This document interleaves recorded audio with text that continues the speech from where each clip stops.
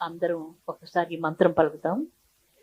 ఓం శివాయ గురవే నమః.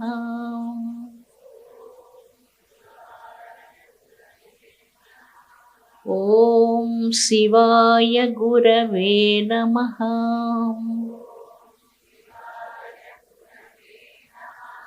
ఓం శివాయ గురవే నమః.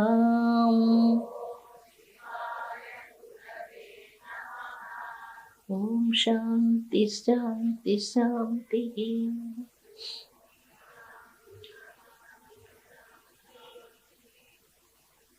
అమృతాత్మ స్వరూపుడైన మీ అందరికీ అవ్యాజ్యమైనటువంటి మాతృప్రేమను అందిస్తూ 18 సంవత్సరాల తర్వాత నేను అనంతపురానికి వచ్చాను అనుకోవడం లేదు. నేను ఎప్పుడు మీ దగ్గర ఉన్నానని భావిస్తున్నాను. ఎందుకంటే అనంతపురం నుంచి ప్రతి సంవత్సరం శివరాత్రికి, నవరాత్రులకి ఎప్పుడు భక్తులు ఎప్పుడంటే అప్పుడు మీకు ఇష్టం కలిగినప్పుడంతా అమ్మ దగ్గరికి వచ్చి మన అనంతపురం మొట్టమొదటిసారి నేను పెనుసల క్షేత్రంలో 10 సంవత్సరాలు దీర్ఘకాలం గరుడాచల పర్వతాల మీద తపస్సు చేసిన తర్వాత మొదటి ప్రోగ్రాం చేసింది అనంతపురంలోనే. మొట్టమొదటి ప్రోగ్రాం అనంతపురంలో చేశాం. అనంతపురం అంటే చాలా ఆధ్యాత్మికమైనటువంటి కేంద్రంగా మన ఆంధ్రదేశంలో చాలా పేరు పొందినటువంటిది. ఎంతోమంది ఉత్తమ భక్తులు, వేద పండితులు, బాలవిశ్వనాథ శర్మ గారు, శలాక రఘునాథ శర్మ గారు, వీళ్ళందరూ చాలామంది వేద పండితులు ఇక్కడ ఉండేవాళ్ళు. ఇప్పుడు కూడా శలాక రఘునాథ శర్మ గారు ఉన్నారు, బాలవిశ్వనాథ శర్మ గారు, ఇప్పుడు మనం మాట్లాడారు కదా వాసుదేవ స్వామి శర్మ గారు. వీళ్ళందరూ పెనుసుల ఆశ్రమానికి వచ్చి ఎన్నో యజ్ఞాలు, అద్భుతమైనటువంటి చండీ కార్యక్రమాలన్నీ కూడా నిర్వహించారు. ప్రపంచంలో భారతదేశం సర్వోత్కృష్టమైనటువంటి స్థానంలో ఉన్నది. ఈరోజు కూడా గంగ ఏ దేశంలో జన్మించిందో ఆ పవిత్రమైనటువంటి త్యాగభూమిలో మానవ జన్మ లభించడం కోట్ల కోట్ల కోట్ల కోట్ల జన్మల పుణ్యాలు ఉంటే తప్ప లభించదు. శాస్త్రం చెప్పినటువంటి మాట ఇదంతా. ప్రామాణికంగా మనకు శాస్త్రవచనమైనటువంటిది. ఎన్నో కోట్ల జన్మల్లో ఇందాక చెప్పారు కదా, మనుష్యత్వం, ముముక్షత్వం, మహాపురుష సంశ్రయ. మానవ శరీరం లభించాలంటే బహుకోట్ల జన్మల పుణ్యాలు ఫలించి ఇంకెక్కడో ఇంకొక దేశంలో జన్మించలేదు, భారతదేశంలో జన్మించారు. అది మహా ఉత్కృష్టమైనటువంటి మహాపుణ్యం లభించినందువలన, పూర్వజన్మలో బంగారు కమలాలతో భగవంతుని ఆరాధించినందువలన ఈ జన్మలో భారతదేశంలో మానవ జన్మ సాఫల్యత సిద్ధి కోసం లభించిందని చెప్పుకోవచ్చు. అంత అద్భుతమైనటువంటిది ఈ దేశం. వేదాలు, కంప్యూటర్స్ చేయాలంటే ప్రపంచంలో ఏ భాష కూడా కంప్యూటర్లో సెట్ కావటం లేదు. సంస్కృత భాష అవలీలగా ఆ కంప్యూటర్కి ఈజీగా ఉంది దాన్ని సెట్ చేసేదానికి. సంస్కృత భాష శబ్దాలు ధాతువులు ఉన్నాయి, వేరే భాషలకు ధాతువులు లేవు. ఒక సంస్కృతంలో చిన్న పదానికి అనేక అర్థాలు ఉంటాయి.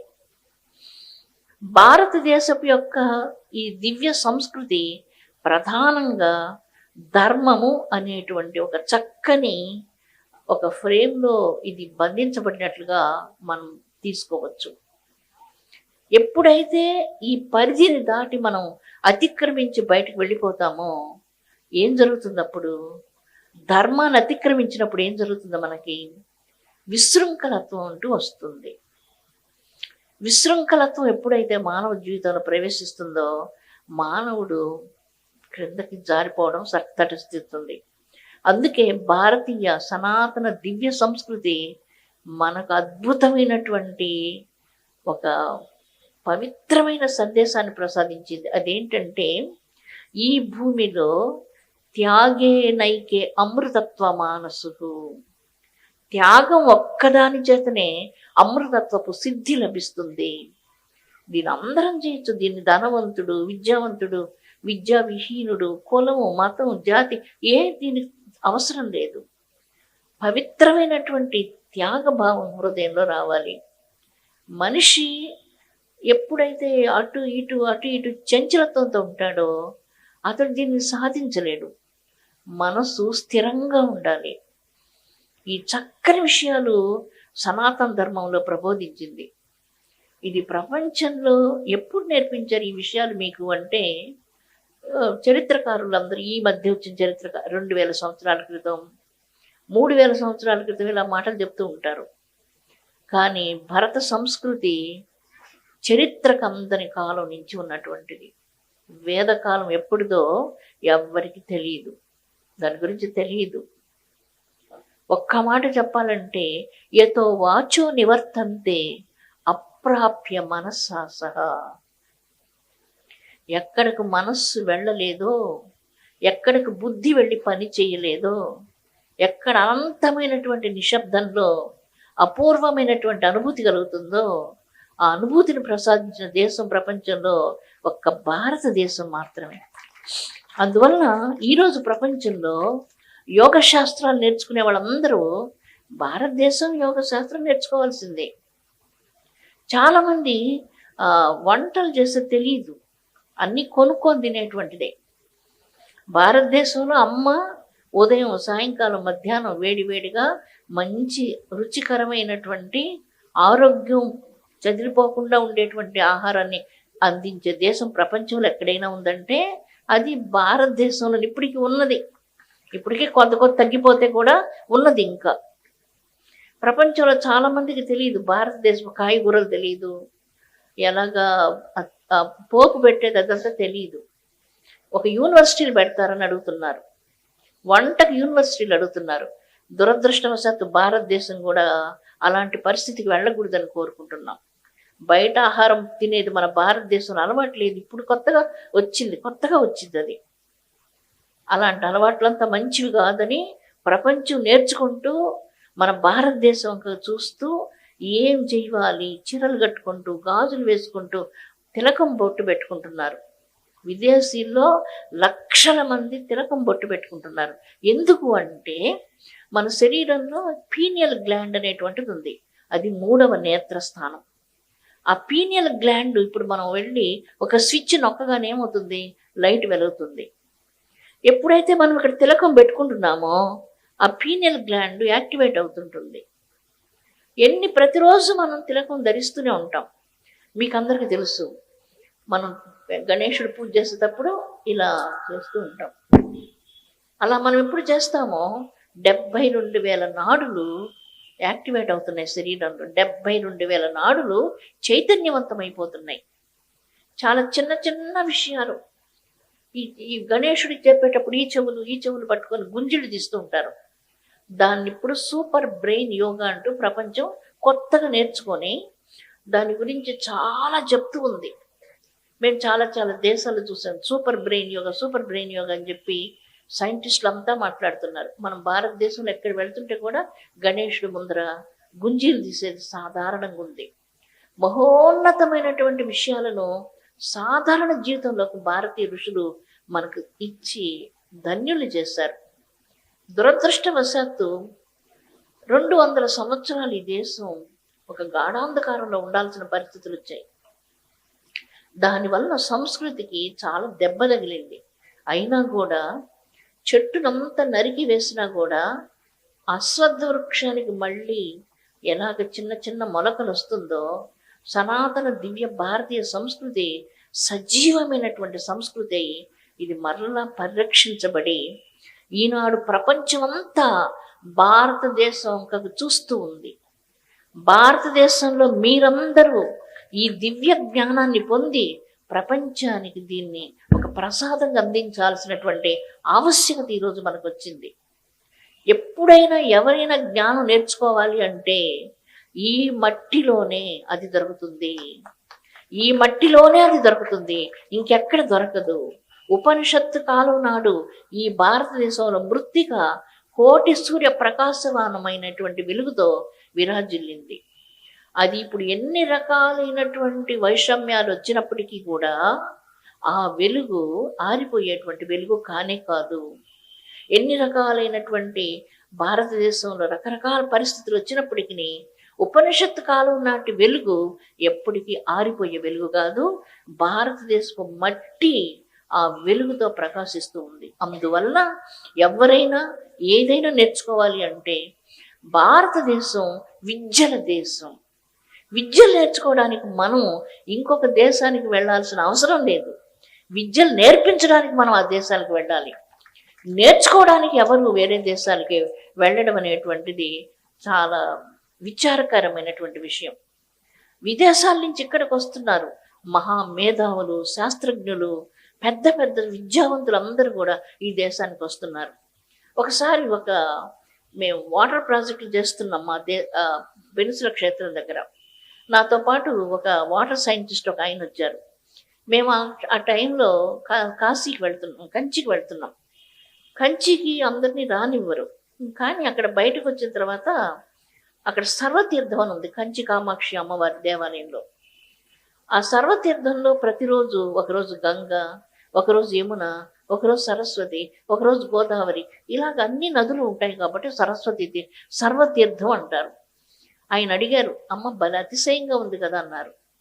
నువ్వు కొద్ది రోజులు ఇక్కడ ఉండి ఆ జలాలన్నీ తీసుకొచ్చి టెస్ట్ చేసి నాకు చెప్పాలి నాన్న అని చెప్పాను నేను.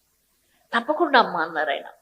వెంటనే వెళ్ళి అన్ని నదుల జలాలు ఫ్రోజన్ తీసుకొని వచ్చి ఓ హోటల్లో ఉండి ప్రతిరోజు వెళ్ళి ఆ నీళ్లు కొంచెం తీసుకొని పరీక్ష చేస్తూ వాటి మీద అంతా నోట్స్ రాసి నా దగ్గరికి వచ్చి మోకాళ్ళ మీద పడుకొని ఏడ్చేశారు ఆయన. ఎందుకంటే ఏదైతే సర్వతీర్థం అని చెప్పారో ఒకరోజు గంగ, ఎన్ని డ్రైనేజ్లు, ఎన్ని కట్టడాలు, ఎంత రోడ్లు వేసాం, ఎన్ని ఉంది కదా. ఎక్కడో గంగోత్రి, ఎక్కడో పుట్టినటువంటి గంగ, హిమాలయాల్లో కైలాస పర్వతంలో ఉన్న గంగ ఇంత దూరం ప్రవహిస్తూ కంచికొచ్చి కంచిలో ఆ ఒకరోజు గంగ కనిపిస్తూ ఉన్నది. ఇది భారతదేశం అంటే. దేవాలయాలు చూస్తే ఇంకా వాటి చెప్పతరం కాదు. కాంచీ పట్టణం చూస్తే శ్రీచక్రాకారంలో ఆ దేవాలయాలు నిర్మితమయ్యాయి. శ్రీచక్రంలో ఏ స్థానాల్లో ఏ దేవాలయాలు ఉంటాయో కంచి క్షేత్రం అంతా చుట్టుప్రక్కల కొన్ని వేల ఆలయాలన్నీ కూడా అలాంటి నిర్మితమైనటువంటిది. ఇంకొక శాస్త్రజ్ఞుడు చెప్పాడు, విదేశీ శాస్త్రజ్ఞుడు. ఒకరోజు మేము వెళ్తున్నాం, అమ్మ మీరు ఏమనుకోకపోతే ఇదే నా ల్యాబొరేటరీ, ఒక్క నిమిషం మీరు రావాలి తల్లి అని చాలా దూరం ఒత్తిడి చేశాడు. సరే మేము ఆగి ఆయన థియేటర్లోకి వెళ్ళాం. ఇలాంటి పెట్టి ఒక టేబుల్ మీద కొంచెం ఇసుకంతా పోస్తున్నాడు. ఓంకారం తీసుకొని దాని మీద ఆయన ఓంకారం పంపించారు. ఆ ఓంకారం ఏమైందంటే అలాగ సైమాటిక్ ప్యాటర్న్స్ లాగా ఏర్పడి క్రమంగా అదొక శ్రీచక్రం ఏర్పాటు చేసి పెద్ద శ్రీచక్రం ఏర్పడింది. ఆయన ఏడ్చేశాడు. మీకేమనిపిస్తుందమ్మా? మాకేమనిపిస్తుంది బాబు అని చెప్పాం. ఎందుకంటే శ్రీచక్రం అనేటువంటిది ఓంకారం అనేటువంటి గర్భంలో నుంచి అందరూ ఏం చెప్తారు, ఒక బిగ్ బ్యాంగ్ థియరీ చెప్తారు. ఈ బిగ్ బ్యాంగ్ పగిలిపోయి నక్షత్రాలంతా ఆకాశంలో చెదిరిపోయి ఉన్నాయి అని చెప్తుంటారు. అది మనం అంగీకరించాం. వేద పండితులకు తెలుసు, నాసదీయ సూక్తం అని వేదంలో మొట్టమొదటి ఋగ్వేదీయ సూక్తం. నాసదీయ సూక్తం వేద పండితులందరినీ, ప్రపంచంలో ఉన్నటువంటి తత్వవేత్తలందరినీ ఒక అద్భుతమైనటువంటి లోకంలోకి తీసుకెళ్ళిపోయింది. సృష్టి క్రమం ఎలా ప్రారంభమవుతుందో నాసదీయ సూక్తం తెలియజేస్తుంది. అద్భుతమైనటువంటిది. నా భూతో నా భవిష్యతి. ఆ నాసదీయ సూక్తంలో మీ సృష్టి ఎలా ప్రారంభమైంది అనేటువంటిది భారతదేశంలో మన ఆధ్యాత్మికమైనటువంటి వాళ్ళు ఈ నేత్రం తెరిచి సృష్టి యొక్క రహస్యాలన్నీ కూడా దర్శించారు. వాళ్ళు దేని ఖర్చు పెట్టలేదు. ఏదైనా ఇప్పుడు కనుక్కోవాలంటే కొన్ని కోట్లు ఖర్చు పెట్టి చేసిన అంత భౌతికమైనటువంటిది అది. ఒక అరిటాకులో ఎందుకు భోంచేస్తున్నారు భారతీయులని తెలుసుకోవాలని పరిశోధనలు చేశారు. 500 కోట్లు ఖర్చు పెట్టి అరిటాకులో తింటే క్లోరోఫిల్ వస్తుందని చెప్పి ఫైనల్గా చేశారు. ఒక బుక్ వేశాడు దాని మీద. గుంజులు తీసేదాని మీద, తీర్థం తాగేదాని మీద, మెటల్స్ మీద, ఇవన్నీ లోహతంత్రం, మేఘతంత్రం, ఎన్ని గ్రంథాలు భారతీయులకి. ఆకాశం అంతా పరిచినా కూడా ఆకాశం సరిపోనంత సాహిత్యం భారతీయులకు ఉంది. ఎందుకంటే సరస్వతుల దేశం ఇది. సరస్వతి దేశం, భారతి, వేదమాత, వేదమాత ఈ దేశం. భారతీయుల యొక్క జ్ఞానం అంతా గాయత్రి మంత్రం, మన జీవనాడి గాయత్రి. నా గాయత్రి పరమంత్రం, నా మాత పరదైవతం. ఎప్పుడు గాయత్రి మంత్రం జపిస్తున్నాడో బుద్ధి ప్రచోదనం అవుతుంది, బుద్ధి ఇతర విషయాల మీదకి వెళ్ళదు, భగవంతుని మీద ఏకాగ్రం అవుతుంది. ఎప్పుడు భగవంతునితో నీ అంతరంగం అనుసంధానం చెందుతుందో ప్రాపంచిక విషయాల మీద అనురక్తి తగ్గి దైవం మీద గాఢమైన అనురక్తి కలగడంతో విషయ తత్వాలన్నీ ఏంటి, సత్యం ఏంటి, అసత్యం ఏంటి బాగా అర్థమైపోతుంది. మీరు రోజు చదివే మంత్రమే కదా, అసతోమా సద్గమయ. నేను అసత్తులో ఉన్నాను, నాకు సత్యం కావాలి అని చెప్తున్నాం మనం. తమస్సోమా, నేను చీకట్లో ఉన్నాను, నాకు జ్యోతి కావాలి అని అడుగుతున్నాం. నాకు జ్యోతి కావాలని అడుగుతున్నాం. ఏ జ్యోతి కావాలని అడుగుతున్నాం? శివజ్యోతి కావాలని అడుగుతున్నాం. అరుణాచల శివజ్యోతి కావాలని అడుగుతున్నాం. తమస్సోమ జ్యోతిర్గమయ. మృత్యోర్మ, మృత్యువేంటి? శరీరం విడిచిపెట్టడం కాదు మృత్యు అంటే. స్వార్థంతో జీవించడం మృత్యు, ఎదుటి వాళ్ళని మోసం చేయడం మృత్యువు. ఇది మృత్యు అంటే. అబద్ధాలు చెప్పడం మృత్యువు, నాటకాలు ఆడడం మృత్యువు. మన భారతీయులకు అవన్నీ తెలియదు. భారతదేశంలో మనకు అవి నేర్పించలేదు. భారతదేశంలో నేర్పించింది ఎదుటి వాళ్ళకి పెట్టడం, ప్రేమించడం, దయ చూపించడం, అనురాగం చూపించడం, ఆత్మీయత ఇవ్వడం. హుయాన్ సాంగ్ ఇలాంటి వాళ్ళందరూ మన దేశానికి వచ్చి వాళ్ళు రాశారు, భారతదేశంలో త్రాగుబోతు నేను చూడలేదని రాశాడు హుయాన్ సాంగ్. భారతదేశంలో ఎవరైనా ఇంటికి వెళితే మంచినీళ్ళు ఇవ్వలేదు, పాలు ఇచ్చారు, పానకం ఇచ్చారు, పండ్ల రసాలు ఇచ్చారు, బంగారు తట్టలో భోజనం పెట్టారు. ఇలాగ రాశారు భారతదేశం గురించి. ఈ దేశంలో అబద్ధాలు చెప్పిన వాళ్ళని నేను చూడలేదు, అన్నపూర్ణను నేను చూశానని చెప్తున్నారు విదేశీయులు. ఇలాంటి పుణ్య భూమిలో, ధన్య భూమిలో, మోక్ష భూమిలో, జ్ఞాన భూమిలో, వేద భూమిలో మనం జన్మించినందుకు ముందే మనం చెప్పుకున్నాం. కోట్ల కోట్ల కోట్ల కోట్ల జన్మల్లో మనం పుణ్యాలు చేశాము. ఆ పుణ్యాలంతా పండినందువల్ల ఈ మానవ జన్మ సాఫల్యత సిద్ధి కోసం మనం వచ్చాం. భాగవతం మీరందరూ చదివి ఉంటారు, మహానుభావులు మీకంతా భాగవతం చెప్తుంటారు. 9 విధములైనటువంటి భక్తి మార్గాలు ఉన్నాయి. మార్గాలవి 9 విధములైన భక్తి మార్గాలు. శాంత భక్తి, దాస్య భక్తి, ప్రేమ భక్తి, అనేక భక్తి మార్గాలు ప్రబోధం చేశారు. భగవాన్ కృష్ణులు మీకు భగవద్గీతలో 4 రకాలైన భక్తుల గురించి చెప్పారు. భక్తి మార్గాలు ఇవి, భక్తుల గురించి చెప్పారు. ఆర్తో జిజ్ఞాసురర్థార్థి జ్ఞానీచ భరతర్షభ. ఆర్తభక్తి, నాకేదో ప్రాబ్లం వచ్చింది, ఆ ప్రాబ్లం కోసం భగవంతుని పూజించే భక్తి ఆర్తభక్తి. ప్రాబ్లమ్స్ రాకుండా ఎలా ఉంటాయి జీవితంలో? జీవితంలో సమస్యలు రాకుండా ఉంటే అది జీవితమే కాదు. సముద్రంలో అలలు ఉంటాయి, అలలు లేకుండా సముద్రం ఊహించలేము. జీవితంలో సమస్యలు లేకుండా ఉంటే నీకు సాఫీగా జరుగుతుంటే దాని విలువ నీకు తెలియదు.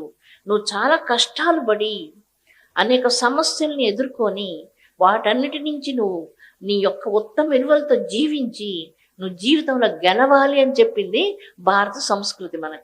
మనమందరం గెలవాలి. ఇది ధనంతో గెలిచేది కాదు, మనసుతో, బుద్ధిశక్తితో, ఆత్మబలంతో గెలవాలి మనం జీవితాన్ని. అది జీవితంలో గెలవడం అంటే. అలాంటి విజయం సాధించాలంటే ఏం కావాలి? మనకు స్థిరత్వం కావాలి. చంచలమైనటువంటి మనసుతో మనం దీన్ని సాధించలేం.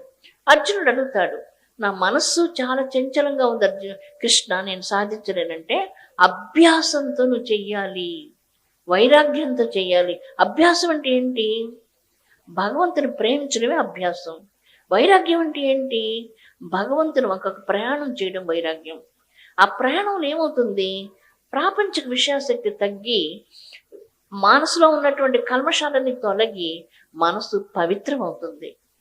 ఎప్పుడు పవిత్రం అవుతుందో అంతరంగం భగవంతునికి సమర్పితం అవుతుంది. నీవు భగవంతుని కంటే విడిగా లేవనేటువంటిది అనుభూతి అవుతుంది. ఇందాక చెప్పారు కదా చక్రాల గురించి, అవన్నీ సాధన చాలా చేయాల్సిన విషయాలు. ఇప్పుడు మీరు ఎవరు చూసినా చక్రాల గురించి మాట్లాడుతూ, ఎవరు చూసినా ఒక దీపంలో ఇదేస్తుందో, అదంతా కాదు. అది భారతీయ ధర్మాలు చెప్పే విషయాలు కాదు. అది చాలా లోతు కలిగినటువంటిది భారత సంస్కృతి, చాలా మర్యాద కలిగినటువంటిది ఇది. దీని మర్యాదను మనం మట్టిపాలు చేయకూడదు. ఆ గౌరవాన్ని యథాతథంగా మనం నిలపాలి. అలా చేసినప్పుడే ఈ దేశంలో జన్మించినందుకు మనకి మర్యాద ఉంటుంది. ఏదో నాకు నచ్చిందంతా నేను మాట్లాడేదానికి అధికారం ఉండదు. భారతీయ వేదం ఏం చెప్పిందో ప్రామాణికంగా నువ్వు అలాగే జీవించాలి. ఎన్ని కష్టాలు వచ్చినా, ఎన్ని సమస్యలు వచ్చినా మనిషి సహనాన్ని కోల్పోకూడదు, ధర్మాన్ని విడిచిపెట్టకూడదు. విడిచిపెడితే ఏమవుతాం? విశృంఖలత్వంలోకి వెళ్ళిపోతాం. విశృంఖలత్వంలోకి వెళ్ళిపోతే ఏమవుతాం? పతనం అయిపోతాం. నేను అనుకోకుండా ఒకసారి మేము ఐక్యరాజ్య సమితి మీటింగ్స్ ఢిల్లీలో జరుగుతుంటే వెళ్ళినప్పుడు, ఆ సందర్భంలో మన వాజ్పేయి గారిని కలుసుకునేటువంటి అవకాశం ఉండింది. వారి ఇంటికి వెళ్ళాం పర్సనల్గా. వాజ్పేయి గారు అప్పుడు రిటైర్ అయిపోయి ఇంట్లో ఉన్నారు. చాలా చిన్న ఇంట్లో ఉన్నారు, నడవలేకపోతున్నారు. ఇక్కడి నుంచి అక్కడి దాకా నడిచేదానికి కష్టపడుతున్నారు. ఆయన పడిపోతారేమో అనిపిస్తుంది. నాకు చాలా ఇష్టం వాజ్పేయి గారు అంటే. అమ్మ, దేశం గురించి ఏమైనా చెప్తావా అమ్మ అన్నారు. నేను ఎందుకంటే ఆయన దేశానికి ప్రధాన నాయకత్వం వహించి దేశాన్ని ఎంతో ప్రేమించిన దేశభక్తుడు ఆయన. నేను చెప్పాను, మన దేశం ఎప్పుడు ఎవరి దగ్గర చేయి చాపకూడదు. భారతదేశం ఎప్పుడు ఎవరి దగ్గర చేయి చాపకూడదు. భారతదేశం అందరికీ పెట్టాలి, జ్ఞానభిక్ష పెట్టాలి, ఏదైనా పెట్టాలి. మీకు అందరికీ తెలుసు, కొన్ని సంవత్సరాల క్రితం మన దేశంలో సునామీ వచ్చింది, పెద్ద సునామీ. ఆ సునామీ సందర్భంలో ఐక్యరాజ్య సమితి మన దేశానికి ఒక 600 కోట్లు ఇవ్వాలనుకున్నారు, ఫ్రీగా ఇవ్వాలనుకున్నారు. వాజ్పేయి గారు ఆ టైంలో ఉన్నారు, ఆయన తిరస్కరించారు, తీసుకోవడానికి ఇష్టపడలేదు. వాళ్ళకందరికీ చాలా నొప్పి అయిపోయింది, ఆయన మీద నొప్పి కలిగింది. మేము ఇస్తామంటే ఎందుకు వద్దంటున్నారు? నేను పర్వాలేదు ఎలాగో మేము మేనేజ్ చేస్తామని చెప్పి తీసుకోలేదన్నమాట. చాలా మంచి పని చేశారు ఆయన. భారతదేశం ఎప్పుడు ఎవరి దగ్గర చేతులు జాపకూడదు. మనం కూడా ఎప్పుడు ఎవరి దగ్గర చేతులు జాపకూడదు. మీ చేతులు ఎప్పుడు ఇంకొకరికి పెట్టే చేతులుగా ఉండాలి. మీ మనసు ఎప్పుడు ఎదుటి వాళ్ళకి పెట్టే విధంగా ఉండాలి తప్ప ఒకరి దగ్గరికి వెళ్ళి చేతులు జాపేటువంటి హీన పరిస్థితిలో భారతీయులు ఉండకూడదనని నేను కోరుకుంటుంటాను. అలాంటిది మనం మన ప్రేమనివ్వాలి, దయనివ్వాలి, వాత్సల్యాన్ని ఇవ్వాలి, అన్నం పెట్టాలి, జ్ఞానం కూడా మనం పెట్టాలి ప్రపంచానికి. అదే భారతదేశం. ఒకరి దగ్గరికి వెళ్ళి మా దగ్గర సునామీ వచ్చింది, మాకు 500 కోట్లు ఇండని ఆ హీన స్థితికి ఎప్పుడు వెళ్ళకూడదు. కరోనా సమయంలో ఏం జరిగిందో తెలుసు కదా మీకు అందరికీ. భారతదేశంలో మందులు తయారు చేసి ప్రపంచం అంతా ఉచితంగా పంచిపెట్టాం. ఎన్నో లక్షల మంది ప్రాణాలు భారతదేశం కాపాడింది.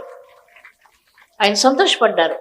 ఇదే మీరందరూ జ్ఞాపకం పెట్టుకోండి. మనందరం శాశ్వతంగా ఉండం, కానీ ఒక శాశ్వతత్వాన్ని మనకిచ్చింది మన భారతదేశం. ఈ దేశంలో జన్మించినందుకు మనం చాలా ఉజ్వలమైనటువంటి భక్తితో, ప్రేమతో భగవంతుని ప్రేమిస్తూ ఆ భగవంతుని ఆరాధనలో మనల్ని మనం మర్చిపోతాం. నేను పెనుసుల క్షేత్రంలో 10 సంవత్సరాలు ధ్యానం చేస్తున్నాను. 10 సంవత్సరాలు 10 నిమిషాల్లాగా అయిపోయాయి. నేను చీకట్లో కూర్చోనుంటే మా అమ్మగారు వచ్చి ఏడ్చేది, అమావాస్య చీకటి, వర్షం పడుతుందని. నేనుండే ప్రదేశంలో చీకటి లేదని చెప్పాను.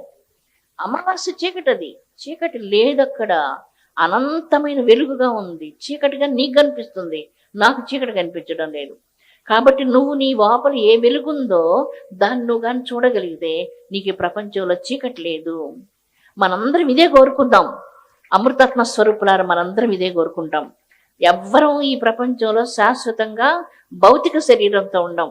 మన శరీరం ఒక రోజు కాల్చి బూడిద చేసిన, ఈ బూడిదని తీసుకుపోయి గంగానదిలో కలిపిన ఆ బూడిద కణం కూడా చెప్తుంది, నేను భారతదేశాన్ని ప్రేమిస్తున్నాను, భారత తత్వాన్ని, ఆధ్యాత్మిక తత్వాన్ని ప్రేమిస్తున్నాను. నా ప్రేమంతా భగవంతుని ఆరాధించడానికే, ఇంకా వేరే వస్తువుని ప్రేమించడానికి కాదు. ఇంకా ప్రేమించడానికి ఇంకో వస్తువు ఏం లేదు, రెండో వస్తువు లేదంటూ ఎప్పుడైతే నీవు కోరుకుంటావో మన జన్మ సాఫల్యత అవుతుంది. మీరందరూ మీ పెద్దల చేత, పుణ్యపురుషుల చేత, మహాత్ముల చేత శిక్షణ పడిసినటువంటి వారు. మీ తల్లిదండ్రులు చాలా నేర్చుకొని మీకు నేర్పించినటువంటిది ఈ భక్తి అంతా. అన్నమాచార్య చెప్తారు కదా, చాలా పెద్దలు నేర్చిచ్చిన నిదానమా అని చెప్పారు. చాలా నేర్చి మా పెద్దలు మాకు ఇచ్చిన నిదానమా ఇదేనని. అవును, ఇది మనకు పెద్దలు నేర్చి ఇచ్చిన నిదానం. భగవంతుడు మనం కళ్ళతో చూడొచ్చు అంటే చూడొచ్చు మనం ఆయన్ని. భగవంతుడిని మనం చూడొచ్చు, నువ్వు మాట్లాడొచ్చు, నువ్వు స్పర్శించొచ్చు, ఈశ్వరుడితో నువ్వు మాట్లాడొచ్చు. నీకు కావాల్సింది ఏంటంటే నిష్కపటమైనటువంటి హృదయం మాత్రమే. నీ హృదయంలో ఎప్పుడైతే కోపం, అహంకారం, గర్వం, స్వార్థం, ఈర్ష్య, ద్వేషం ఇలాంటివన్నీ మాయమైపోతాయో, భగవన్ నామస్మరణం చేయడంతో నీ హృదయం స్వచ్ఛమైపోతుందో, అద్దంలాగా ప్రకాశించే స్వరూపంలో నీ యొక్క ఆత్మ అక్కడ విరాజిల్లుతూ ఉంటుంది. నీవు ఆ భగవతత్వాన్ని అంతటా దర్శించగలుగుతావు. అది భారతదేశం మనకు నేర్పించింది. మనం జీవితకాలంలో ఏ విత్తనాలైతే మన హృదయంలో మనం మొలకెత్తింపజేస్తామో అవే పెద్దగా మొలుస్తాయి. నేను కోపం పెట్టుకుంటాను అనుకోండి, నా లోపల కోపం అనే వృక్షాలు పెరుగుతాయి. గర్వం పెట్టుకుంటాం అనుకోండి, గర్వం అనేటువంటి వృక్షాలు పెరుగుతాయి. ద్వేషం, ఈర్ష్య, అహంకారం ఇవే పెద్ద చెట్లుగా వీటిని మనం పెంచుకుంటూ పోతాం. మనకు చెప్తారు మన భారతదేశంలో, నువ్వు చిన్నప్పుడు చదువుకున్నావు, నీకు 20 ఏళ్ళు వచ్చింది, నీ చదువు పూర్తి అయింది, నీకు వివాహం అయింది, నువ్వు సంసారంలోకి వచ్చావు, నీ పిల్లలు ఇదంతా గొడవంతా అయిపోయింది, నీకు 50 ఏళ్ళు నిండిపోయింది. 50 సంవత్సరాల వరకు నీది శరీరం. 50 సంవత్సరాల తర్వాత నీది శరీరం కాదన్నాడు. ఏంటి, నా శరీరం కాదా? కాదు, దేహం అన్నాడు. దేహమా? శరీరానికి దేహానికి ఏంటి తేడా? ఈ శరీరం అంటే ఇది సంసారం కోసం, ఈ వ్యవహారాల కోసం ఉన్నది. అయితే ఇప్పుడు దేహం దేవాలయం. దేహో దేవాలయ. ఈ దేహం దేవాలయం. ఇందులో ఉన్న జీవుడు సనాతనుడు. సోహం భావంతో ఆ దైవాన్ని నువ్వు ధ్యానించు. నీకు అపూర్వమైనటువంటి దివ్యమైన ఆ ప్రకాశం నీ లోపల నువ్వు దర్శిస్తావు. నీవు యుగాల్ని క్షణంలాగా గడిపేస్తావు. నువ్వు ఏది చూసినా కూడా పండితాహ సమదర్శనం అని చెప్తారు భగవద్గీతలో. అలాంటి అనుభవం నీకు కలుగుతుంది. అందుకని భగవద్గీతలో చెప్పిన 4 భక్తుల్లో ఆర్త భక్తి అంటే మనం దేవాలయానికి వెళ్ళడం, దేవుడి ముందర ఎప్పుడు ఏదో బిచ్చగాడులాగా నాకు అది కావాలి, ఇది కావాలి, అది కావాలని అడుగుతూ నేను బిచ్చగాడుగా ఉండకూడదు. ఇందాక చెప్పుకున్నాం మనం, భారతీయులు బిచ్చగాడుగా ఉండకూడదు అని కోరుకుంటున్నాం. ఎప్పుడు పోయి నాకు అది కావాలి, ఇది కావాలి వెంకటేశ్వర స్వామి దగ్గర కానీ దాన్ని నిలబడి అడగడం అనేటువంటిది అసహ్యంగా ఉంది. అదే భక్తిలో మన జీవితకాలం అంతా ఉంటే మనకు మోక్షం ఎప్పుడు లభిస్తుంది? రెండవ భక్తి జిజ్ఞాసు భక్తి, ఉద్ధవుడుకున్నటువంటి భక్తి జిజ్ఞాసు భక్తి. మూడవ భక్తి అర్ధార్థి, ద్రవుడు. భగవంతుని నాకు నా తండ్రి అనుగ్రహం కావాలంటూ ప్రార్థన చేసి ఆ భక్తితో కూర్చున్నప్పుడు విష్ణు దర్శనమైంది. దేవుడు వీళ్ళందరినీ కూడా అనుగ్రహిస్తాడు. జ్ఞానీచ భరసర్షభ.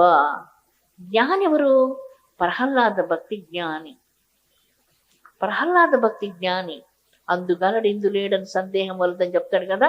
చక్రి సర్వోపగతుండు, అంతటా ఉన్నాడు చక్రి. ఎందెందు వెతకి చూచిన అందందే కలడు కలడు కలడు కలడు. ఎక్కడ చూస్తే కూడా ఇంకా రెండో వస్తువు లేదు, ఒక్కడే ఉన్నాడు. కేవలం భగవంతుడు మాత్రం ఉన్నాడు. ఇది పొందడం కోసం మనకి జన్మ వచ్చింది. ఇప్పుడు మనం ఇక్కడ కూర్చొని వ్యవహారం చేస్తే మన జన్మకు సాఫల్యత ఎప్పుడు లభిస్తుంది? ప్రపంచ దేశాలన్నీ మోక్షం కోసం భారతదేశానికి వస్తున్నాయి.